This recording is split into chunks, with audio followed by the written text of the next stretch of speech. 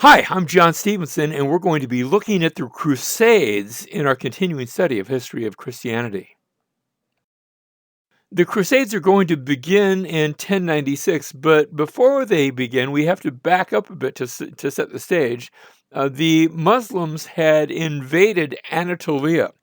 Let's see that on a map as we see that whole Anatolian peninsula, what we call the country of Turkey today. The Seljuk Turks had come into the land and they had advanced all the way up to the Bosphorus, just across the Bosphorus. Of course, you have Constantinople itself. And these had been all Christian lands that have now been taken over by these Muslim invaders. And so it was the Byzantine Emperor Alexis I. He had sent an appeal to Pope Urban II, the Pope in the West, for mercenaries. Now remember, the Great Schism has already taken place. There's been a division between the Eastern Church and the Western Church, so that the Pope is not talking to the Patriarch and vice versa. They've each excommunicated the other. But in spite of that, Alexis is asking for aid. And perhaps the idea here is that maybe if the aid is given, then maybe that will help to eventually heal the breach. And that perhaps in this time of crisis, perhaps even the church can be reunified. Now, it's not going to happen, but that might have been the thinking among them. And so it was that Urban II issued a call to arms. We've actually got a few different versions that were put into writing. I'm not sure what they expected. Did they expect just a few hundred or maybe as many as 1,000? What they received was beyond anybody's expectation, as there was a huge mobilization. And so it was that they would set out on a crusade. Now, I have to talk about that word. Is taken from the Latin word crux, which means cross. And the sign that these crusaders would be taking upon themselves was the sign of the cross. It would be emblazed upon their chests as they were going toward the crusade. Later on, when a crusader was coming back, he would put it on his back instead. So you could tell, is he coming or is he going? Look for which way the cross is pointing. This first crusade, 1096, you have the People's Crusade, and about 90% of the participants were just people from the general population. Everybody said, let's go, let's drive out the pagans, the infidels. But then they paused and said, wait a minute, why do we have to go all the way to the Middle East to drive out infidels, unbelievers? We have some non-Christians right here in our backyard. And so initially there was a massacre within a number of Jewish communities who were put to the torch and heavily persecuted. Shame on them for doing this. Now, Alexis gave a warning to this People's Crusade, saying, "Look, you don't want to underestimate these Muslims. They are professional fighters. They're organized. There's a lot of them. They are armored. Do not think that it's going to be a cakewalk. You need to have professional soldiers that are dealing with them." And the People's Crusade were not made up of professional soldiers. It was just everybody who could grab their farm implement, maybe a weapon, maybe not, thinking that their faith would sustain them. And it did not. And so these crusaders were annihilated by the Turks in no short order. However, later that same year, you also have a second group. This is known as the Barons' Crusade. We still count this as the First Crusade. These are made up of nobles from France and Italy and Germany and England. And now you do have professional soldiers.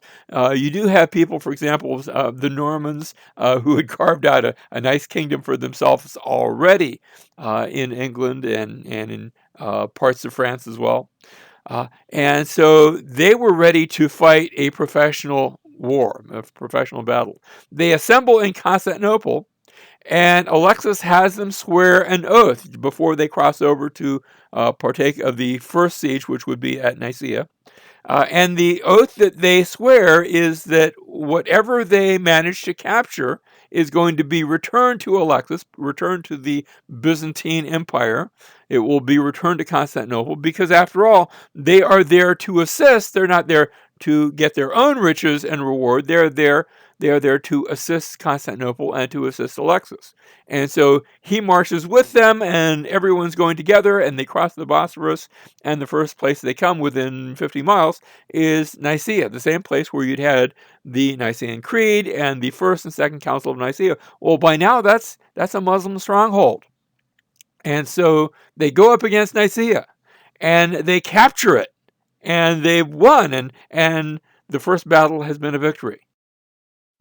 Now, from here, they go from Nicaea. The next major battle is going to be at Antioch, and they cross the plateau of Anatolia, and they come down alongside the Mediterranean, and they get to Antioch. And Antioch is a huge fortified city, and the Muslims have been there for some time, and they've heavily fortified it. And and Alexis takes one look at these, and he says, "Okay, I think the game is up. There's no way we can break through those fortifications. They are giant. They are massive. It's not like we outnumber them. It's heavily fortified, heavily populated. When the going gets tough, the tough know that it's time to pack it in and go home." And so Alexis and his Byzantine soldiers all turn around. They all turn around, and the Byzantines leave. They head back home. And it's at this time that Peter Bartholomew, he's one of the leaders, had actually, I think, perhaps been a part of the People's Crusade, but he finds what he claims to have been the Holy Lance, the lance that was used, the spear that was used to plunge into the side of Jesus as he was on the cross to make sure that he was dead. Remember, out came blood and water. How did he know that that was the Holy Lance? Did it have like a little emblem written on the side, Holy Lance, and made in, I have no idea what it said, or how he was convinced that it was true.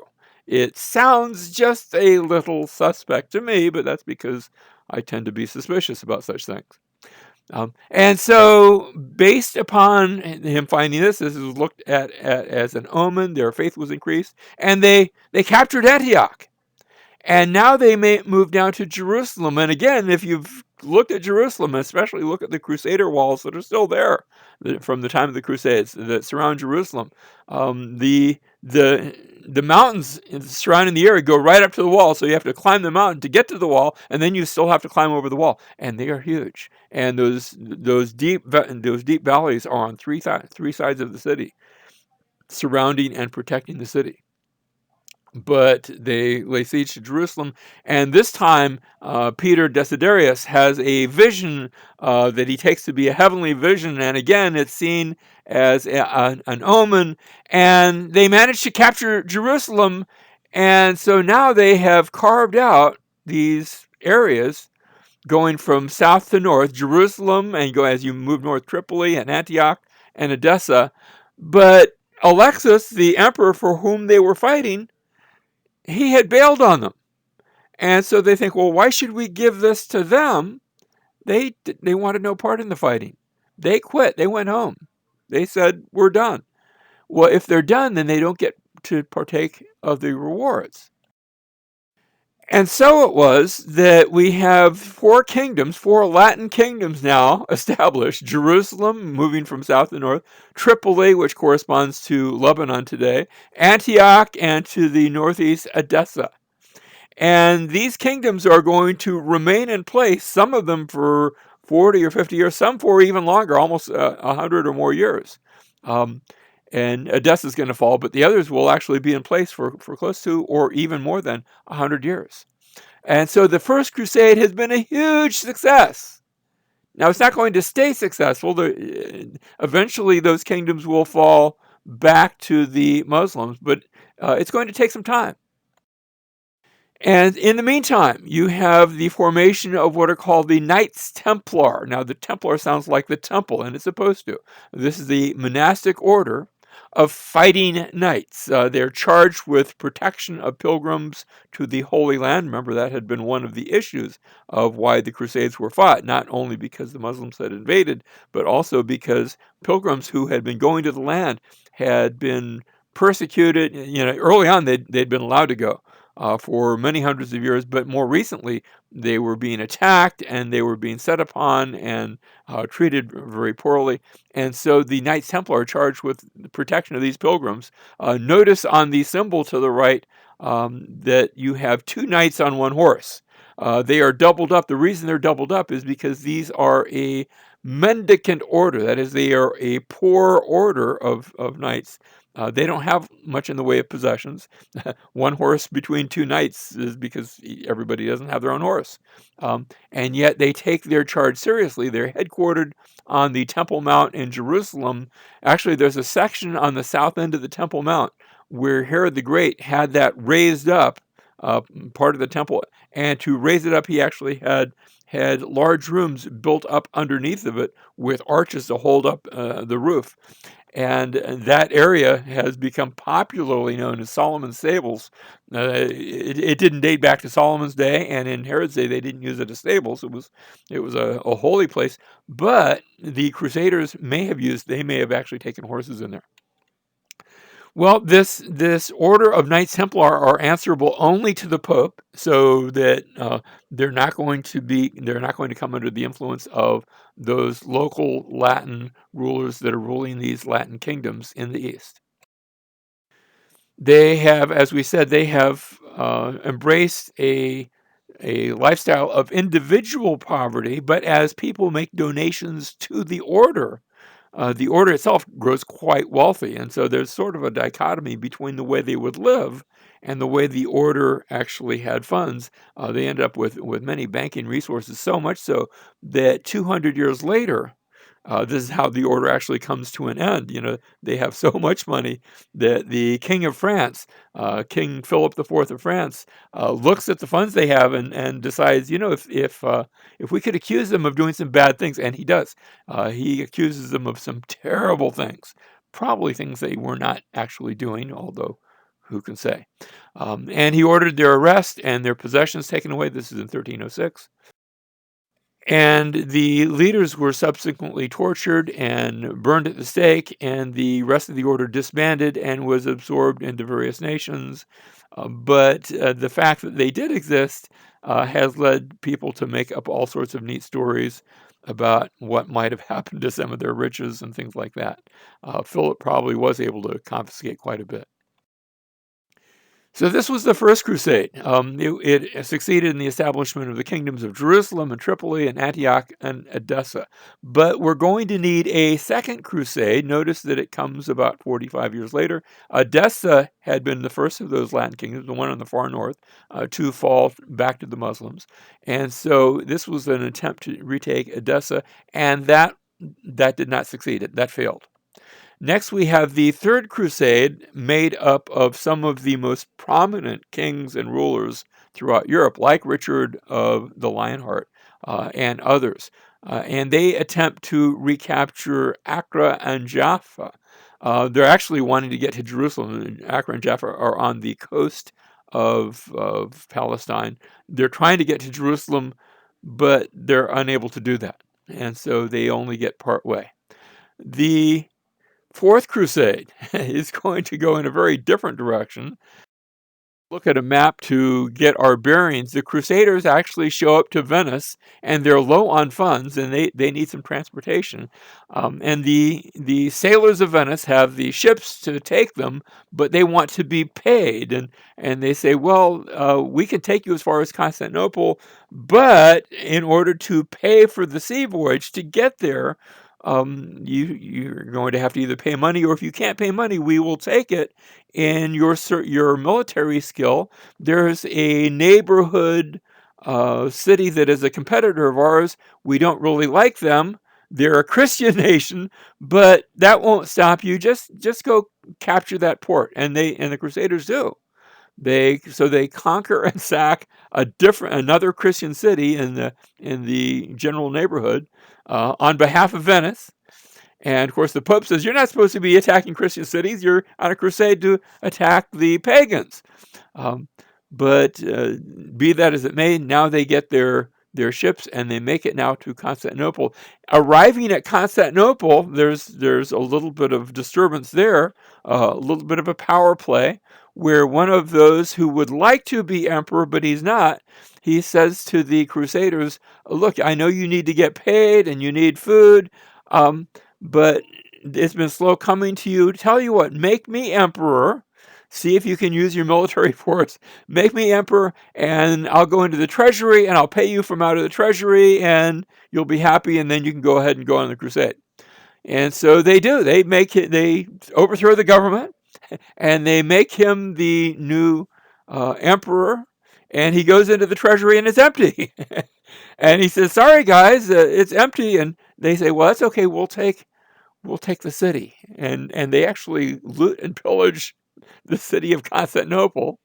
That's as far as they ever go. They never do the crusade. All they've succeeded is in capturing Constantinople, and they toss out the patriarch, and they put one who will be more friendly. They put a Roman Catholic bishop in his place, and that actually lasts for about 60, 70 years. Before he's finally, that whole chain of Catholic bishops are removed from office, and Constantinople again returns to having a Eastern Orthodox patriarch. So, Fourth Crusade, a miserable failure.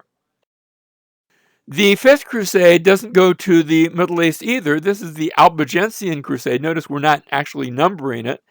So I'm just going to insert it. I won't call it the Fifth Crusade because we're going to have another one that perhaps takes that title. It's becoming increasingly difficult to figure out which number is which.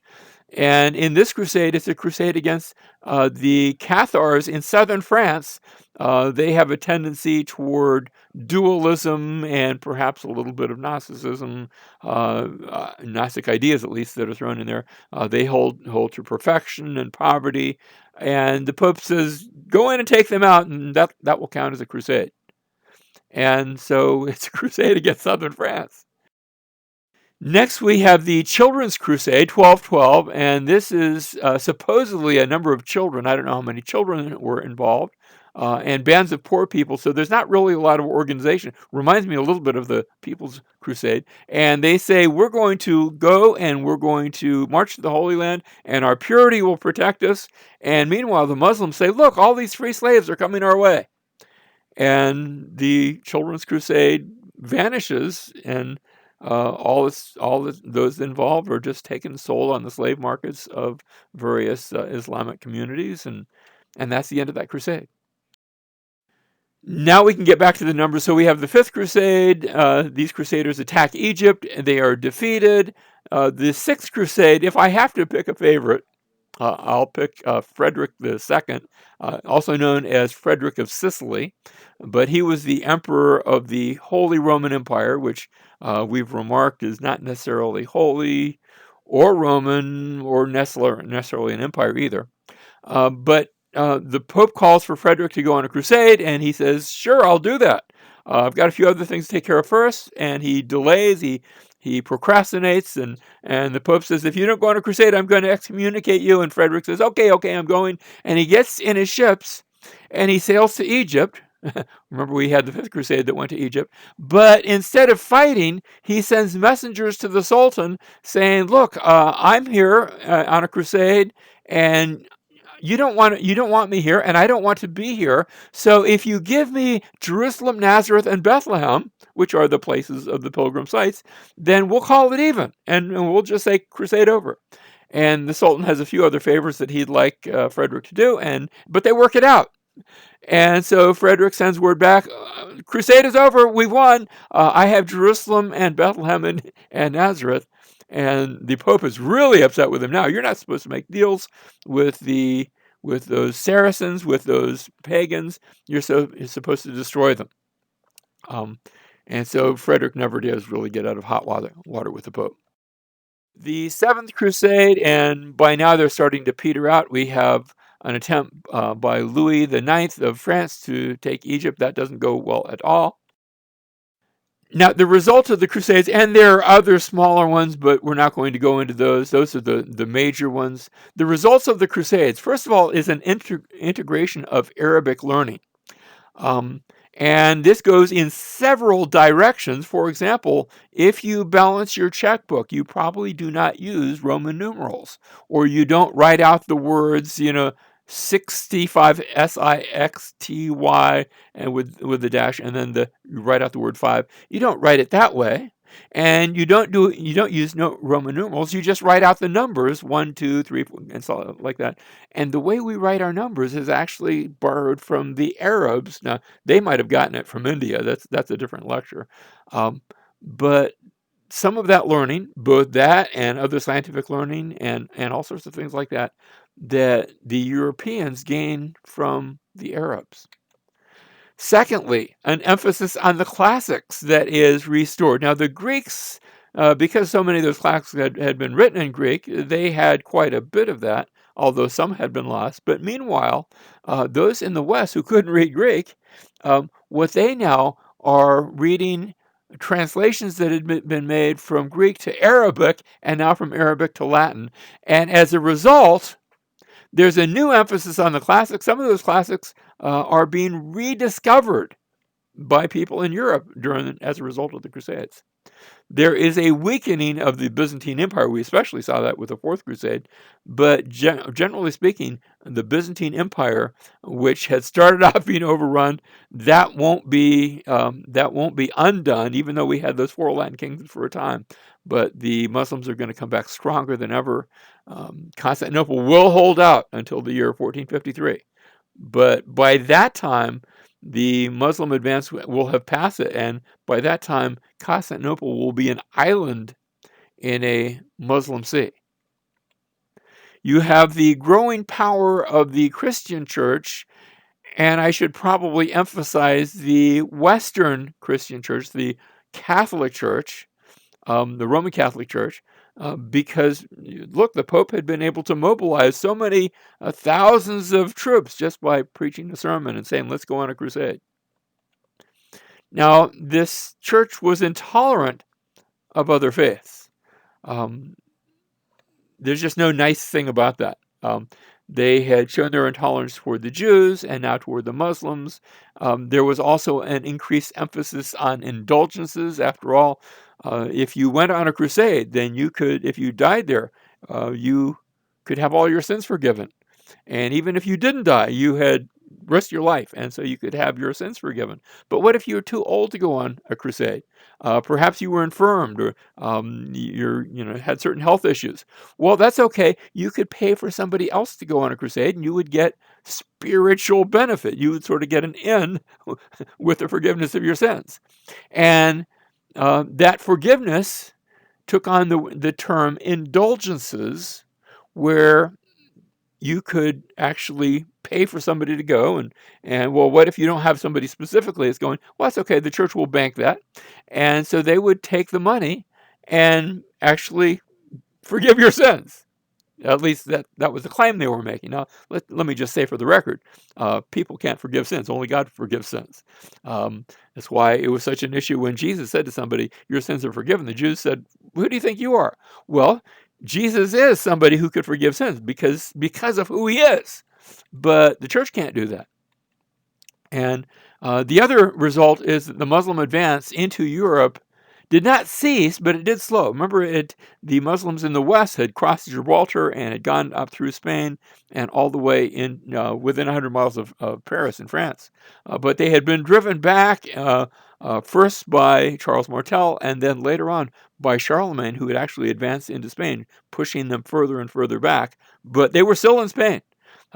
And from the east now, they were advancing, but that's going to slow. We already said that in 1453, the city of Constantinople will fall, but that's 1453. That's a few hundred years that advance has been slowed.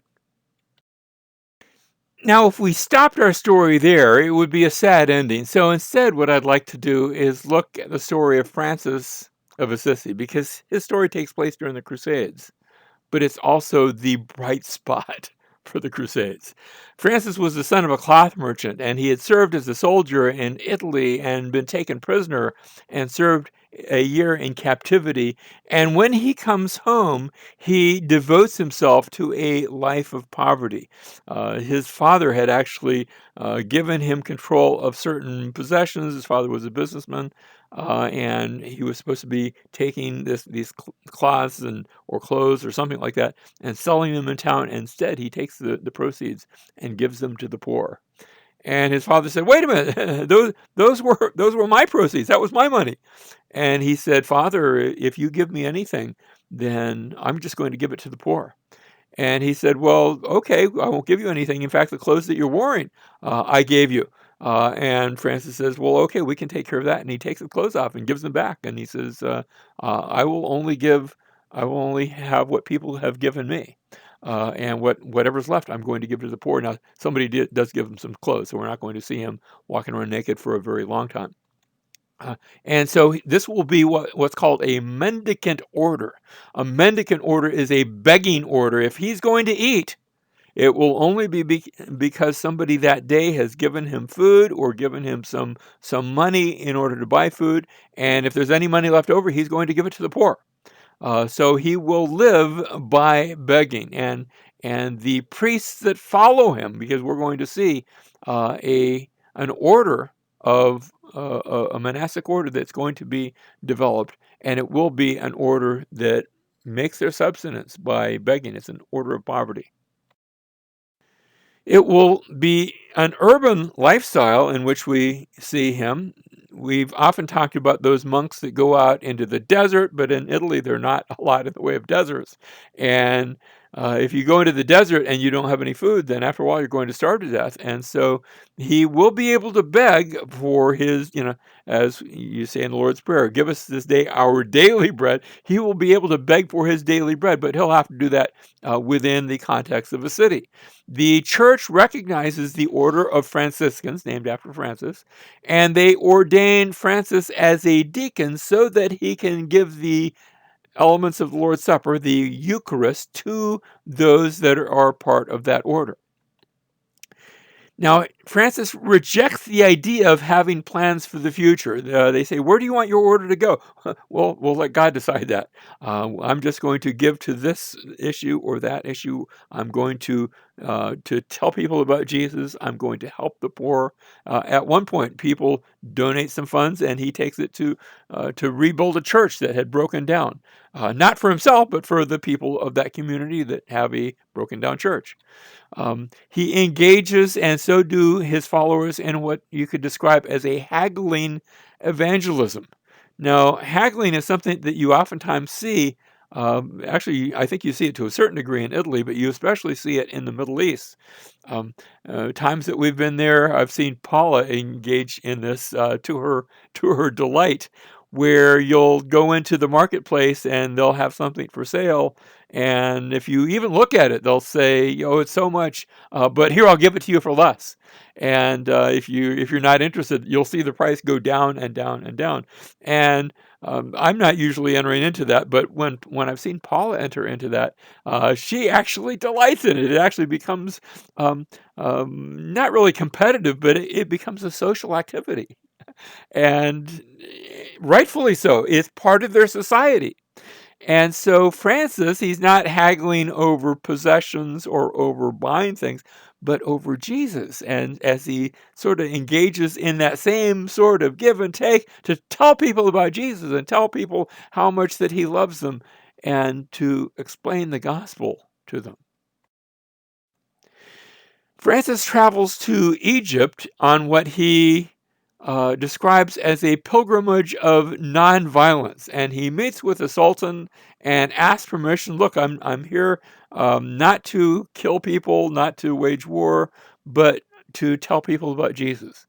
And he asks the Sultan's permission, and the Sultan is so impressed with him, he says, "Sure, you can share about Jesus to the people. You can talk about him." Normally, remember that Muslims did not normally allow evangelism or conversions. I don't know how many conversions took place. I don't know even if there were any. But Francis did find a place of respect before the Sultan of Egypt, and before Muslims. One of the quotes that is attributed to him, "Let all brothers preach by their deeds." This has sometimes been rephrased to say, "Preach the gospel always, and when necessary, use words." But I think the ideas in both cases are the same. Let your actions speak, and let them show the love that you have by what you do. And I think we're called to show the love of Jesus. Yes, to speak of it. Yes, to preach about it. But that it might also be manifested in our lives.